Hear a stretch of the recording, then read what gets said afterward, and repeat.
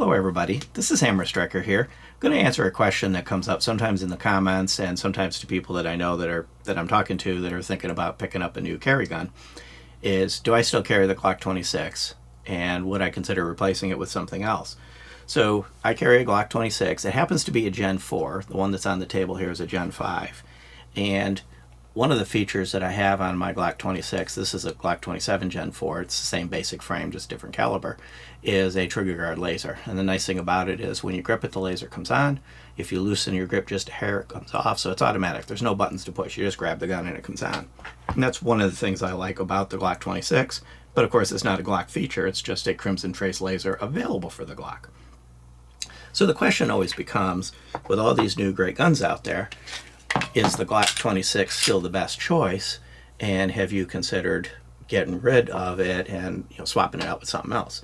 So as you probably all know, it's a 2-finger grip, even with the flush 10-round magazine. It's a 2-finger grip, and it does fit me well. When I grab this gun, everything fits right. The fingers overlap just right. They don't interfere with each other. It's a good grip on the gun. One of the reasons I like the Glock 26 is it just fits my hand. Now, is it going to fit your hand? I don't know. You'd have to pick one up and find out. A lot of that comes down to what do you like.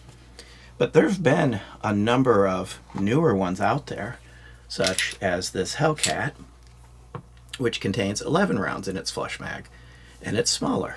Now, there is trigger guard lasers available for some of these. There's rail lasers. Most all of the new generation of these micro compact 9s are optics ready. The majority of them are. Some of them come out with a non-optics ready at first release, and then a month or two later they have an optics ready available. Glock does have optics ready versions of a number of their guns, but they've been really slow to bring that MOS, is which they call their optics ready, across the entire platform. And I've really come to like red dots.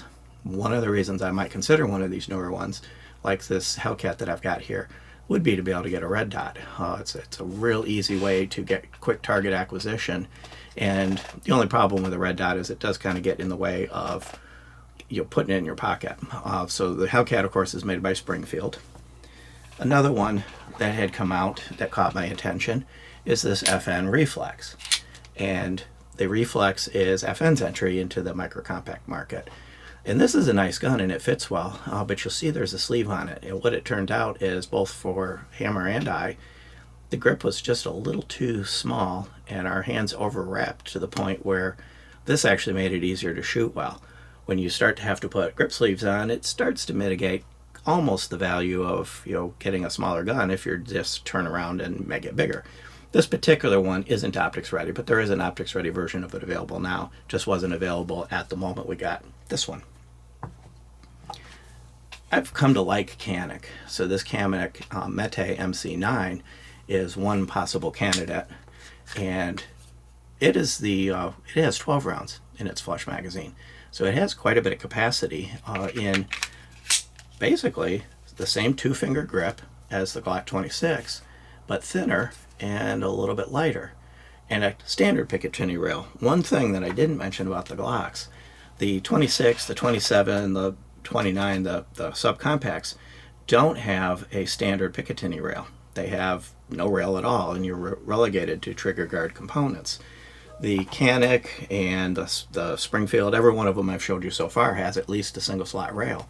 The Mete also happens to have a very nice trigger. A little bit of take up to a defined wall, and then a very short, light, crisp break. Very, very good trigger. And that's one of the things a lot of times, with Glocks and others, you want to polish them up, do things to make the trigger better. This one comes factory with a very good trigger. So this one would have possibilities. And the last one that I would consider, and again, there's many others out there that are good, would be this H&K CC9.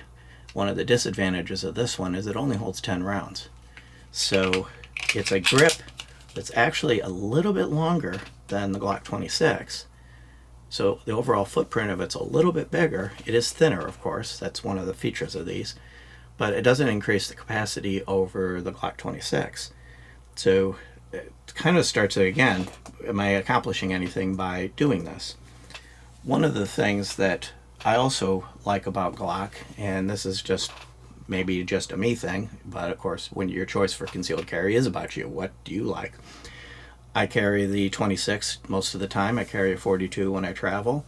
I carry a 29, which is a 10 millimeter, when I'm going someplace that there's a higher potential for a problem. I also carry a Glock 40 when I go in the woods, when I go hunting. And they're different size, they're different calibers, but they all work the same. The grip is basically the same. The way it sits in my hand, even if it's a longer grip, the way it sits in my hand, the way the trigger works, the way the sights acquire are all identical. So if I happen to have the 40 in my hand versus the 26, there's no difference to me. I pick it up and I use it the same. So I have the advantage of not having to worry about what did I bring with me today? What do I have to do different? If I have to pull it and I have to use it, it isn't going to matter which one of them it is, it's just going to work. That's one of the reasons that it has kept the Glock 26 in my pocket. And one of the things that also always comes into play is availability of holsters and accessories and stuff like that. So like when the CC9 came out, HK really didn't have anything in this territory, so were there holsters? Well, actually there are. There's an A&R design. This one actually has the HK logo because I bought it off the HK website, but you can also buy A&R designs right from their website. But they partnered to make sure that there was a holster available on pretty much release day. So you had holsters available. That's an important thing. You can have the coolest gun on the planet. If you can't find a holster for it, then it really doesn't do you any good from a concealed carry perspective. There are holsters available for some of the others. I just don't have any. And the Hellcat, with everything on it, the trigger guard laser, which is also uses the rail, so it's kind of a combination of trigger guard and rail, and the red dot often excludes you from Kydex holsters. But there's this X-Archie, if I've said it correctly, holster that works not only with the red dot, but it also works with the laser. And of all of these on here, probably the one that I would be most likely to choose as the replacement for the Glock if I did would probably be this Hellcat. They've had a couple different ones, tried them, worked with them. They've all been dead reliable. The Hellcat Pro, which this would, you'd have to get a similar holster. The Pro's a little bit longer. But overall, the Hellcat would probably be my choice of all of them on the table if I were to replace the Glock 26.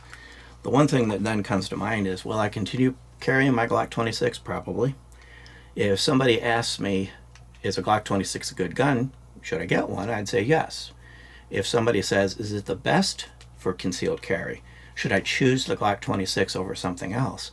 Well, if you're asking me that question, you probably don't have a history with Glock. You probably don't have Glock in several different calibers and several different sizes and aren't really concerned about the trigger consistency. And I probably would be inclined to say no. It's no longer the best choice, especially if you're only going to have one. Something like the Hellcat or many of the others that are out there on the market is probably a better choice. You're going to get equal or more capacity in a smaller footprint with more modern features, Picatinny rail, optics ready capabilities, than the Glock 26, the subcompact, and the 27 are currently offering.